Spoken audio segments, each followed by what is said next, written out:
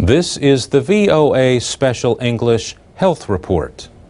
A condition called atrial fibrillation produces an abnormal heartbeat.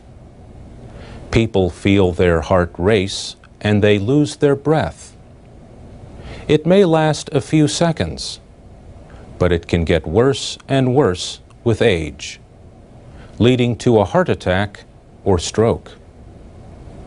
Doctors generally treat atrial fibrillation with drugs.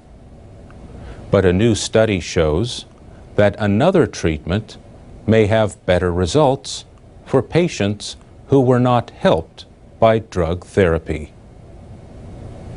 The treatment is called catheter ablation.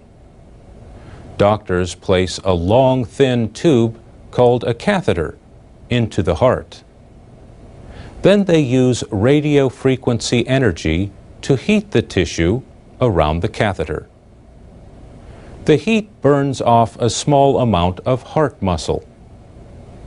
The goal is to block abnormal electrical activity in the heart. Researchers studied more than 150 patients who had failed to respond to at least one drug in the past. In the study, about 100 of them had catheter ablation. The others were treated with more drugs. There was a 9-month follow-up period to compare the effectiveness. David Wilbur at Loyola University Medical Center in Illinois was the lead author of the study. He says catheter ablation worked in 60 to 70% of the patients. By comparison, abnormal heartbeats returned in 80 to 90% of those treated with drugs. But Dr. Wilbur says catheter ablation is not meant to be the first treatment choice for atrial fibrillation. He suggests it only when drug therapy fails to work.